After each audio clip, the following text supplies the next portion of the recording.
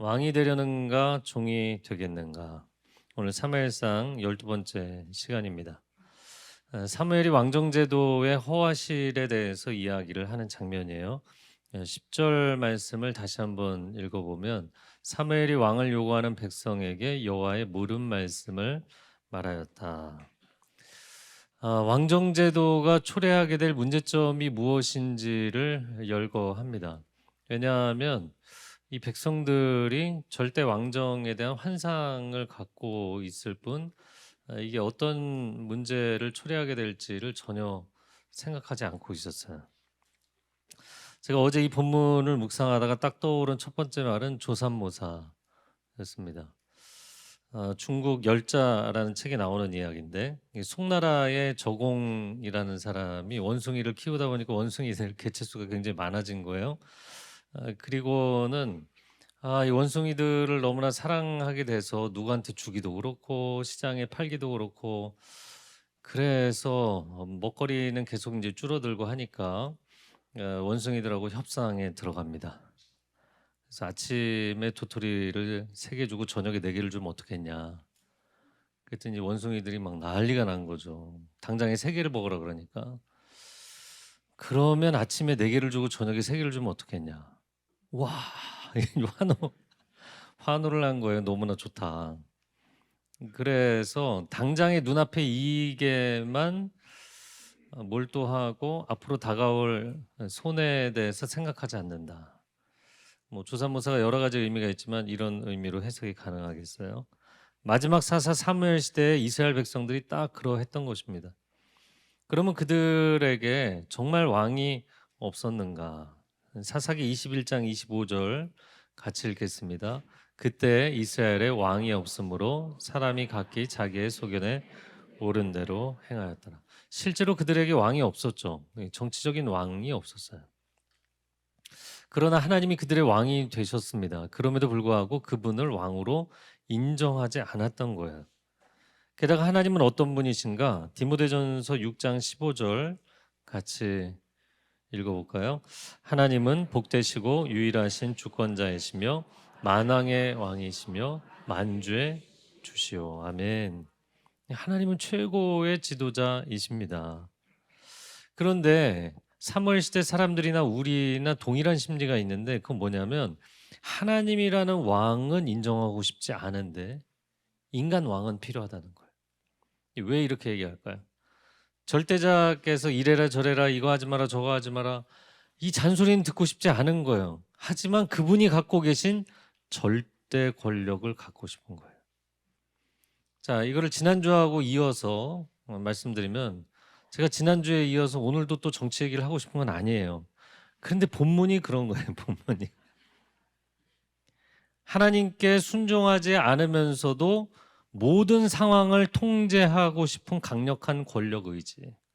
여러분 권력 의지는 두세 사람만 모여도 생기는 거라고 했죠. 내가 상황을 통제하고 싶고 주도권을 갖고 싶은 마음. 이게 인간에게 있기 때문이에요. 인간은 상대적인 존재인데 절대성을 원합니다. 인간은 시간 속에 살아가는데 영원한 것을 바랍니다. 땅에 발을 디디고 서 있지만 하늘을 바라봐야만 숨통이 트이는 존재. 여러분 우리는 다 비교급이잖아요. 비교급 인생임에도 불구하고 최상급이 되고 싶은 갈망. 근데 이런 갈망은 여러분이 세상에 무엇을 가져도 채워지지 않아요. 이거는 한 20, 30년만 살아도 정직한 사람이면 누구나 알고 있는 거예요. 그럼 왜 채워지지 않는가? 나라는 존재 자체가 상대적인 존재이기 때문이에요. 내가 절대자의 품으로 가야만 그 안에 들어가야만 해결되는 것입니다. 그리고 이런 갈망이 어디서 시작됐는가? 내가 절대자로부터 왔기 때문이에요. 그래서 내가 그분이 갖고 있는 절대성에 대한 목마름이 있는 거예요. 여러분 우리 모두는 하나님께로 돌아가야 되는 줄로 믿습니다. 오늘날 사상적으로 보면 극단적 인본주의의 자기 모순이 여기에 있는 거예요. 요즘의 인본주의는 이제 무신론적 인본주의거든요. 그러니까 신 존재 자체를 부정한다고요. 자, 신을 부정하면 절대성을 부정하는 거잖아요. 그러면서도 인간의 존엄성을 구현하겠다는 야심찬 계획이 있는 거예요. 그러나 신을 부정하는 순간 절대성이라는 그라운드를 스스로 무너뜨리는 거예요. 그럼 상대성이라는 그라운드는 뭘까요? 상대적이라는 건 늘 가변적이라는 거잖아요. 그거는 흔들리는 그라운드하고 똑같은 거예요. 그 위에 인간의 존엄성을 아무리 세워보려고 해도 이게 안 되는 거예요. 인간을 신의 형상으로 보지 않잖아요. 그러니까 인간을 무신론적인 인본주의, 자연주의에 근거한 인본주의는 인간을 물질 덩어리로 본다고요.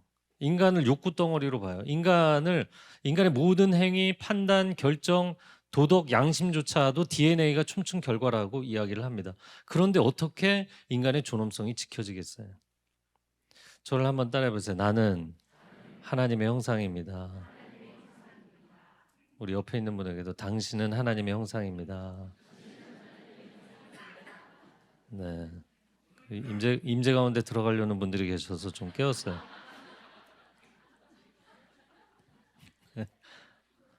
여러분이 인생에서 실패하고 어려움이 생기고 나 정말 실망스럽다. 스스로가 실망스러울 정도로 망가져도 여러분의 영혼 깊은 곳에서 외치는 외침이 있어요. 그래도 나는 가치 있는 존재야. 시험에 떨어져도 내가 원하는 길이 안 열려도 내가 중요한 프로젝트를 망쳤어도 그래도 나는 가치 있는 존재야. 이 외침을 왜 내 속에서 부르짖고 있는가? 그것은 내가 하나님의 존귀한 형상이기 때문에. 이것은 내가 무엇을 해서 생기는 것이 아니라 그냥 존재 자체로 생기는 것이기 때문이에요. 자, 11절부터 17절까지 제가 부분적으로 읽어가면서 설명드리겠습니다. 11절 이르되 너희를 다스릴 왕의 제도는 이러하니라. 그가 너희 아들들을 데려다가 그의 병과 말을 어거하게 하리니 그들이 그 병과 앞에서 달릴 것이며 너희의 아들들이 강력한 왕을 세우는 순간부터 너희 아들들이 될 수 없다. 이 왕에게 징집되어서 왕의 군사들이 될 것이다. 12절에 그가 또 너희의 아들들을 천부장과 오십부장을 삼을 것이며 자기 밭을 갈게 하고 자기 추수를 하게 할 것이며 자기 무기와 병거의 장비도 만들게 할 것이며 너희 아들들이 왕의 신하가 되고 왕의 소장농이 되고 왕의 무기를 만드는 대장장이들이 될 것이다. 13절에 그가 또 너희의 딸들을 데려다가 향료 만드는 자와 요리하는 자와 떡 굽는 자로 삼을 것이며 너희의 딸들도 왕이 생기는 순간부터 더 이상 너희의 딸이 아니라 왕의 시녀가 될 것이고 왕의 요리사가 되고 왕의 제빵사가 될 것이다. 14절 그가 또 너희의 밭과 포도원과 감람원에서 제일 좋은 것을 가져다가 자기의 신하들에게 줄 것이며 그가 또 너희의 곡식과 포도원 소산의 11조를 거두어 자기의 관리와 신하에게 줄 것이며 왕이 생기는 순간 너희의 논밭과 너희의 과수원은 더 이상 너희의 것이 아니다. 거기서 나오는 최상품들은 다 왕의 몫이 될 것이고 그리고 하나님 앞에 드리는 11조 외에 또 다른 11조를 국세로 바쳐서 왕의 신하들을 관리하는 데 쓰이게 될 것이다. 16절 그가 또 너희의 노비와 가장 아름다운 소년과 나귀들을 끌어다가 자기 일을 시킬 것이며 17절 너희의 양떼의 10분의 1을 거두어 가리니 너희가 그의 종이 될 것이다. 원문에는 너희의 노비가 아니라 너희의 남자 노비와 여자 노비들 다 합쳐서 남녀 모든 노비들 집안의 가장 아름다운 소년들 나귀들 양떼들 너희의 집안에 있는 노동력이 더 이상 너희의 것이 되지 아니고 왕이 원하면 왕이 언제든지 불러다가 자기 일을 시킬 것이다 라는 거예요. 그러므로 너희의 가족, 너희의 재산, 너희가 소유하고 있는 모든 것들이 왕의 손안에 들어가게 될 것이다 경고를 한 거예요. 여러분 사무엘이 왕을 세워주기 싫어서 억지로 없는 이유들을 만들어낸 것이 아니라 실제 왕이 세워지게 되면 생길 여파에 대한 이야기를 한 거예요. 예수님이 누가복음 14장에서 이런 말씀을 하신 적이 있어요. 어떤 사람이 망대를 건축하는데 내가 이 비용으로 이거를 완공할 수 있을까? 건축을 시작하기 전에 계산을 해봐야 된다. 그렇잖아요. 가끔가다 여러분 그 건물을 짓다가 멈춘 경우들 있죠. 그래서 막 6개월째, 1년째 방치되어 있는 건물들. 예수님이 두 번째 비유를 드시는데 그것은 뭐냐면 내가 가진 1만의 군사로 적이 오는 2만의 적군을 상대할 수 있나? 전쟁을 그냥 내키는 대로 시작할 문제가 아니라 승산이 있는지 계산부터 해보고 시작을 해야 되지 않겠냐. 그러지 않으면 낭패를 보게 될 것이다. 자, 이스라엘 백성들 지금 절대 왕정을 원하고 있는데 절대 왕정의 문제점이 무엇일까? 왕에게 절대적인 권력을 부여하고 싶은 그 마음은 실제로는 자신들이 왕을 앞세워서 그 힘을 휘둘러 보고 싶은 것이거든요. 그런데 나중에 어떤 문제가 생길까요? 그 절대 권력의 철퇴에 내가 맞는 결과가 오게 돼 있다.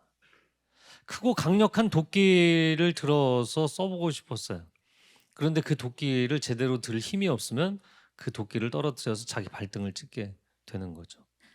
하나님이 임명한 사사가 통치하는 신정제도 치하에서는 신 앞에 모두가 평등했어요.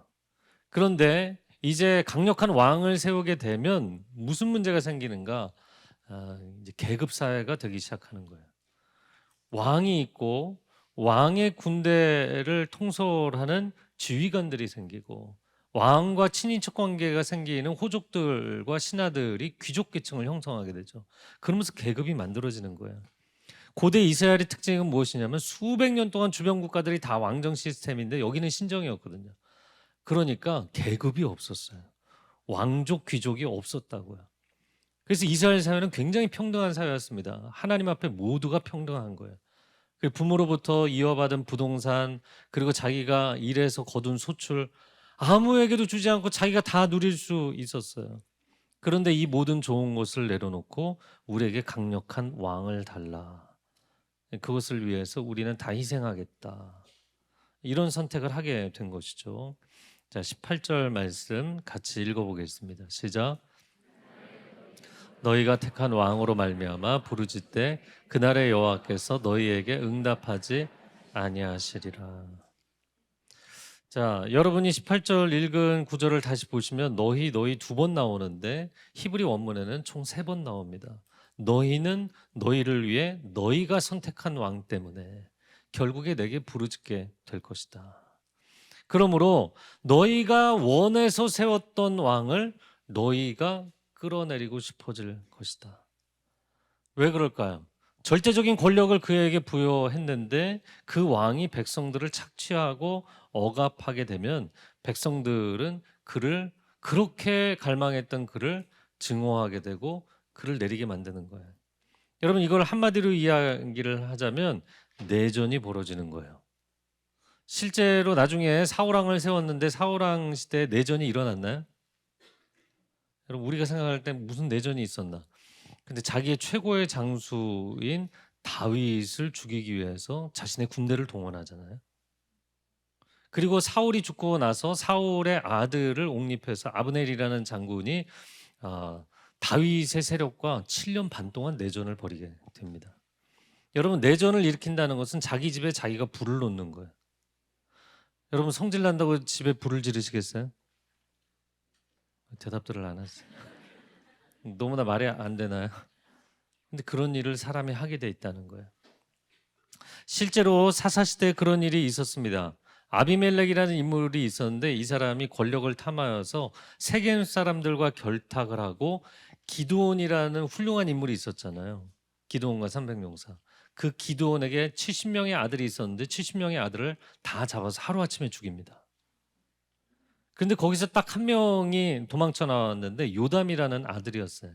그 아들이 그리심산에 올라가서 사람들에게 세겜 사람들과 아비멜렉에게 이런 비유를 듭니다. 나무들이 숲에 있는데 이 나무들이 우리 왕을 세우자. 그래서 감람나무에 가서 우리의 왕이 돼 주십시오. 그랬더니 감람나무가 아니 나는 이렇게 기름진 감람류가 있는데 내가 못하러 거기 가서 그런 역할을 하겠냐. 무화과 나무에게 우리의 왕이 되어 주십시오. 나는 스윗한 무화과 열매가 있는데 내가 왜 나무들 앞에 가서 자랑을 하겠냐. 난 이걸로 족하다. 포도나무에게 우리 왕이 되어 주십시오. 그랬더니 나는 이 좋은 포도주가 있는데 내가 왜 나무들 앞에서 군림하려고 하겠냐. 그래서 나중에 나무들이 누구에게 갔죠? 가시나무에게 가죠. 그리고 가시나무에게 왕이 되달라고 했더니 가시나무가 얼른 나에게 오라고. 당장 오지 않으면 내가 다 불살라 버릴 거야. 이렇게 대답을 합니다. 자, 이 비유를 들고 나서 요담이 한 가지 예언을 했어요. 그런데 이 예언이 무시무시한 예언이었어요. 사사기 9장 20절 같이 한번 읽어볼까요? 아비멜렉에게서 불이 나와서 세겜 사람들과 밀로의 집을 살을 것이요 세겜 사람들과 밀로의 집에서도 불이 나와 아비멜렉을 살을 것이니라. 요담이라는 사람이 정치 권력에 대해서 굉장히 통찰력이 있었던 사람이죠. 자, 아비멜렉도 권력을 탐했던 사람이고, 그리고 세겜 사람들도 권력을 탐했던 거예요. 그러면 나중에 이 양쪽이 이해가 충돌하는 날이 올까요, 안 올까요? 오게 돼 있죠. 그리고 그 날이 오게 되면 서로를 잡아먹으려고 불을 뿜게 될 것이다. 그런데 이 예언대로 결국에 됐고, 이것이 절대 권력을 쥐고 싶어 했던 사람들의 비극적인 최후가 됩니다. 올해 초에 미국에서 개봉했는데 우리나라는 아직 개봉을 안 했다고 하더라고요. 영화 시빌 워, 내전이라는 뜻입니다. 분열의 시대라는 영화가 있어요. 미국에서 서로 다른 지역에 서로 다른 정치적 입장을 가지고 내전을 일으키게 됩니다. 그리고 이 내전을 일으킨 세력이 워싱턴 DC까지 진격해 들어간다는 그런 얘기예요. 야, 이건 너무 황당한 얘기 아니냐. 세계 초강대국인 미국에서 어떻게 이런 일이 일어나겠나. 그런데 이 개봉을 4월 달에 했는데 미국을 비롯해서 전 세계 30개국에서 1위를 했어요. 그럼 왜 사람들이 이렇게 초미의 관심사일까? 이 시대에는 미국뿐만 아니라 우리나라도 그렇고 전 세계 어느 대륙을 가든지 정치적 양극화가 굉장히 심한 때입니다. 이 정치적 양극화가 화살이 안으로 들어오면 내전이 되고 밖으로 나가면 세계 대전이 일어나는 밑거름이었어요. 자, 그러면 내전이라는 거는 언제 일어나는가? 제가 지난주에 이어서 참 정치 얘기를 하고 싶지 않았는데, 그래서 이원진 목사님이 오늘도 좀 불안불안했습니다 그러시더라고요. 걱정하지 마세요. 자, 내전은 언제 일어나는 거 굉장히 단순한 원리입니다. 동지를 적으로 인식하는 순간부터요. 내 편인 줄 알았는데 남 편일 때. 잘 들으셨어요? 내 편인 줄 알았는데 남 편일 때. 그래서 집에서 내전이 일어나는 거예요.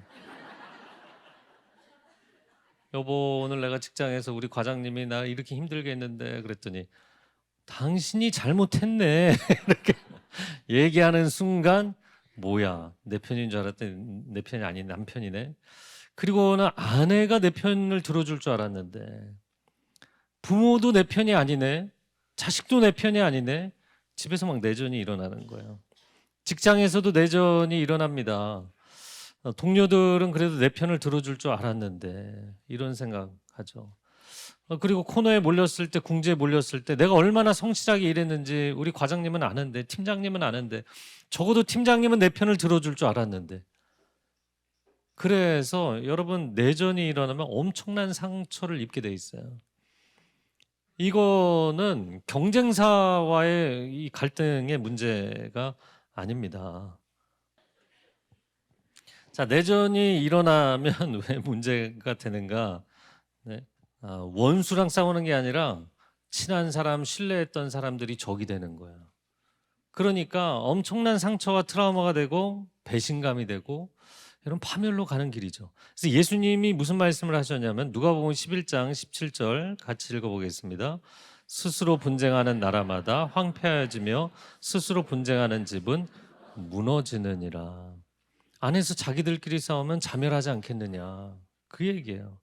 그런데 이런 패턴을 시작한 존재가 누굴까요? 루시퍼, 사탄입니다. 하나님의 영광의 보좌를 찬탈하려고 하나님을 대적하다가 천상에서 쫓겨나게 됐죠. 천상에서 내전을 일으킨 존재예요. 그리고는 이 땅에 떨어져서 우리에게 똑같은 패턴, 똑같은 마음, 분열의 영을 심어주는 거죠. 갈라디아서 5장 19절 20절 말씀 같이 읽어볼까요?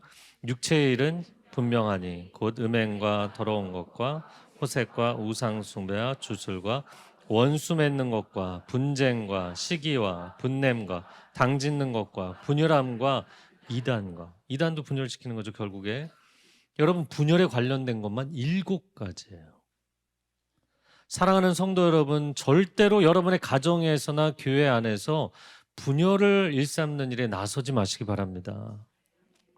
그것은 예수 그리스도께서 십자가에서 원수된 것을 하나 되게 하신, 도저히 하나 될 수 없는 사람들을 하나 되게 하신 그 십자가의 구원의 역사를 망치는 일을 하는 거예요. 그러니까 하나님이 하나 되게 하시고 화해케 하셨는데 우리가 다시 분열시키면 예수님을 다시 십자가에 못 박는 일을 하는 것입니다. 내전의 참상을 보여주는 역사적인 예는 오늘날에도 많죠. 이게 최근에 12월 8일에 종료가 됐는데 시리아 내전 거의 12년 동안 지속이 됐어요. 얼마나 많은 고통을 일으켰는지 모릅니다. 그리고 이스라엘과 하마스, 이스라엘 팔레스타인의 내전. 그러나 먼 지역으로 갈 것이 없는 것이 우리나라는 남과 북의 6.25 전쟁이 엄청난 상흔을 남겼잖아요. 제가 이번에 그 조사를 해보면서 공식적인 숫자를 알게 됐는데 일제 강점기가 몇 년 동안이었어요? 35년. 35년 동안 무고하게 죽은 사람들이 500만 명이더라고요. 엄청난 숫자입니다. 35년 동안 500만 명이에요. 그러면 6.25 전쟁으로 인해서 3년 동안 우리가 서로에게 총칼을 디밀었는데 이 3년 동안 무려 몇 명이 죽은 줄 아세요? 300만 명이에요. 단 3년 동안 서로를 죽인 숫자가 300만 명이라고요. 이것이 분열의 참상입니다. 사랑하는 성도 여러분, 절대로 분열시키는 길로 가지 마시기를 바랍니다. 그러므로 오늘날 교회들을 보면서 안타까운 것은 뭐냐면 왜 교회들이 갈수록 문제가 생길까? 우리의 이익을 대변할 목사를 세우고 싶어요. 이쪽 진영의 사람들은 우리말을 잘 들을 목사를 담임으로 세우고 싶고 저쪽 사람들은 우리말을 잘 들을 목사를 담임으로 세우고 싶어요. 교회가 왜 세상을 선도하지 못하고 세상에 손가락질을 당하고 왜 이익 집단으로 전락을 하는가? 여러분, 이 시대에 교회가 하나님의 뜻에 순종할 목회자들을 세워야 되는 줄로 믿습니다. 그래야 건강한 길을 갈 수 있는 거죠. 19절, 20절 같이 읽어보겠습니다. 백성이 사무엘의 말 듣기를 거절하여 이르되 아니로소이다. 우리도 우리 왕이 있어야 하리니 우리도 다른 나라들 같이 되어 우리의 왕이 우리를 다스리며 우리 앞에 나가서 우리의 싸움을 싸워야 할 것입니다. 자, 백성들이 그럼에도 불구하고 말을 안 듣고 강력한 왕이 필요한 이유를 네 가지로 이야기를 했어요. 그 네 가지를 보여드리면 19, 20절이 짧지만 여러분 네 가지 보여주세요. 그 네 가지가 짧은 구절이지만 제가 말씀드리면 19절 하반절에 우리도 우리 왕이 있어야 된다. 우리를 대변해 줄 우리의 이익을 대변할 지도자가 필요하다. 두 번째는 20절에 다른 나라들과 같이 돼요. 이웃 주변 국가들은 벌써 몇백 년 전부터 왕정제도였는데 너무나 부끄럽다. 우리도 그 반열에 서야겠다. 세 번째 20절 하반절에 보면 우리의 왕이 우리를 다스리며 그리고 우리의 싸움을 싸워야 된다. 여러분, 왕에게 굉장히 중요한 두 가지 역할은 뭐냐면 평시와 전시. 평시에는 절대 주권을 가지고 다스려야 되고 전시에는 강력한 군사를 이끌어가는 리더십 역할을 해야 되는 거죠. 이 네 가지를 볼 때 당연한 이유잖아요. 합당한 이유입니다. 근데 문제는 뭐냐면 이 네 가지의 이면을 보지 못하고 있는 거예요. 자, 첫 번째부터 보면 과연 그 왕이 우리를 대변하는 것이 아니라 자기 자신을 위해서 활동하기 시작하면 어떻게 되느냐. 그리고 지난주에도 이야기했지만 하나님의 백성이 왜 이방 나라들처럼 되려고 하느냐. 이건 정체성의 문제다. 세 번째, 여러분, 인간에게 절대성이라는 것을 부여하면 감당 못하게 돼 있다. 문제가 반드시 생긴다. 네 번째는 그 강력한 군대를 이끌고 적군과 싸우는 게 아니라 내전을 일으키게 되면 이건 심각한 상황이 벌어진다. 백성들은 지금 왕정제도의 장점만 보고 있는 거예요. 왕을 간절하게 원하고 있기 때문에 대가집을 그게 뭔지도 모르고 그냥 상관없다고 얘기를 하는 거예요. 마치 아이들에게 밤새 놀고 싶어 하는데 아니야, 지금 자야 돼. 그래도 놀고 싶어. 그 다음을 생각하지 않죠. 아이들은 단 거를 막 먹고 싶다는 거에 계속 안 된다고 그만 먹으라고. 근데 그 다음을 생각하지 않아요. 제가 그 스포츠를 좋아하기 때문에 이제 프로 스포츠 뭐 경기 하이라이트도 보고 구단들이 어떻게 운영하는지도 좀 보거든요. 근데 가끔 보면 프로 스포츠 구단의 구단주나 스카우터들 있잖아요. 선수 영입하는 전문가들도 굉장히 큰 패착에 빠지더라고요. 우리에게 이 포지션의 선수가 필요하다 그러는데 다른 구단에서 데려가려고 해요. 그러면 경쟁 구도니까 너무 과도하게 많은 돈을 써서 그 선수를 영입하는 거예요. 그런데 실제로 필요한 액수보다 막 2배, 3배 너무 과도하게 투자하잖아요. 반드시 문제가 생기게 돼 있어요. 왜? 기대감이 컸던 만큼 실망이 커지는 거죠.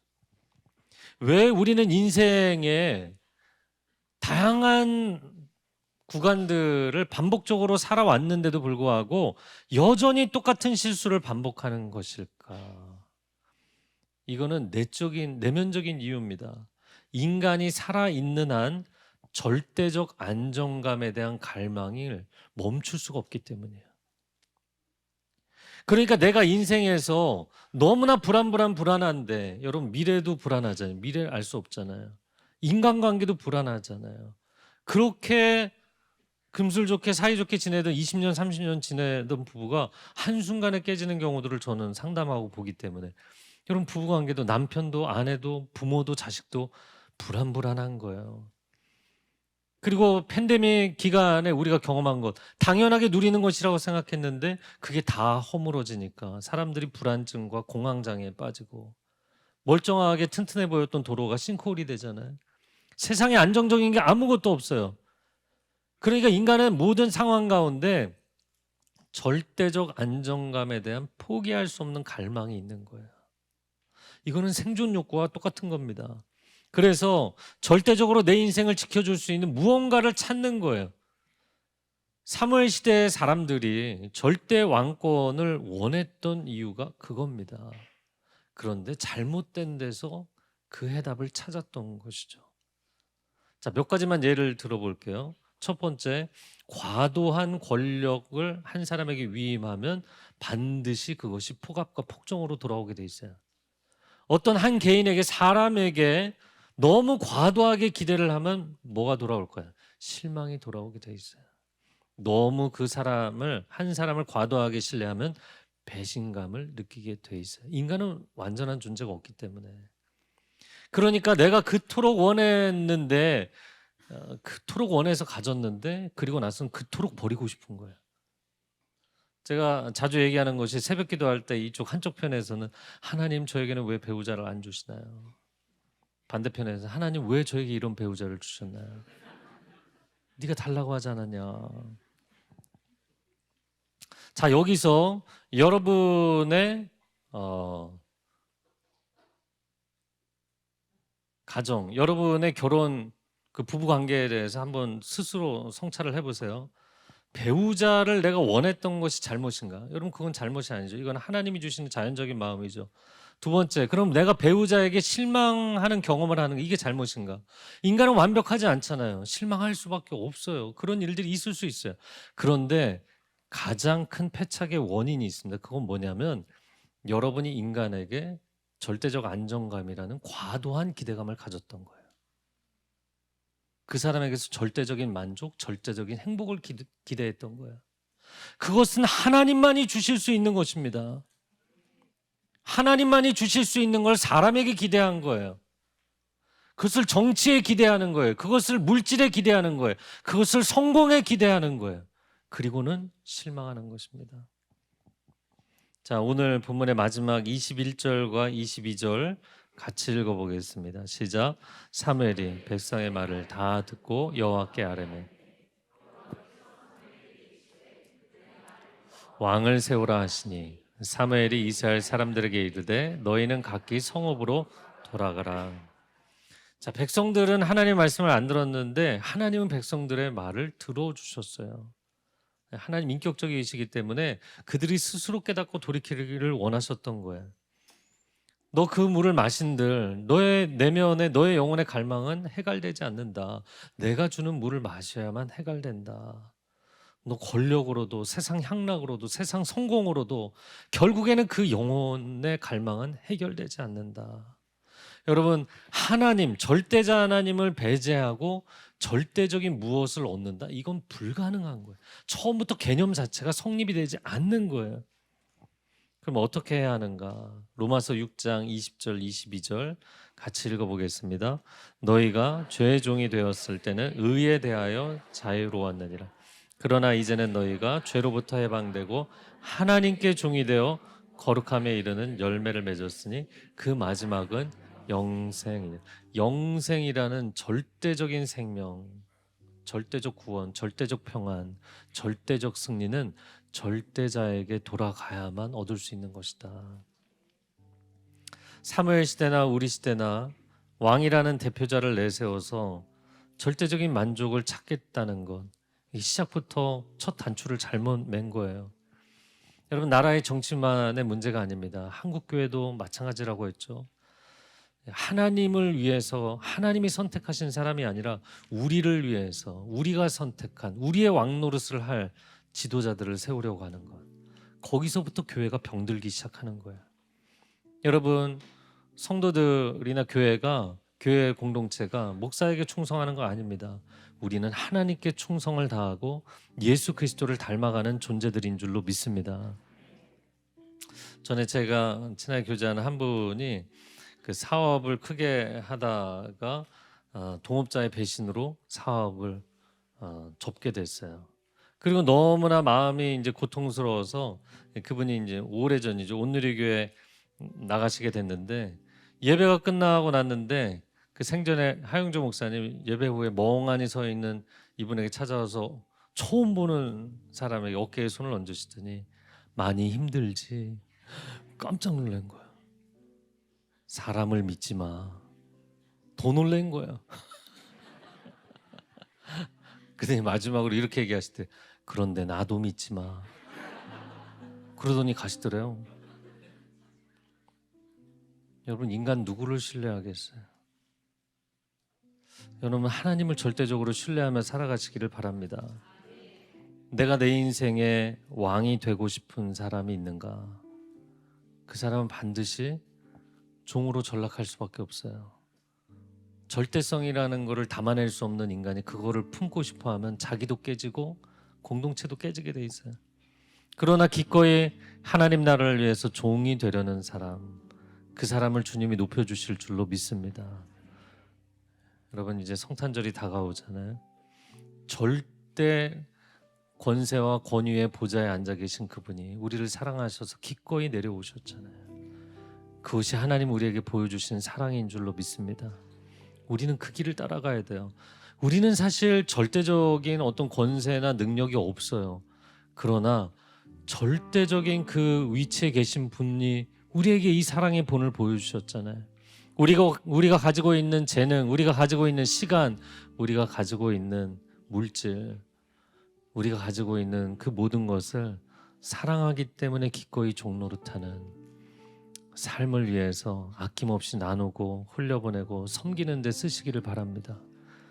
그것이 교회가 가야 될 길이고 그것이 그리스도인들이 가야 될 길인 줄로 믿습니다.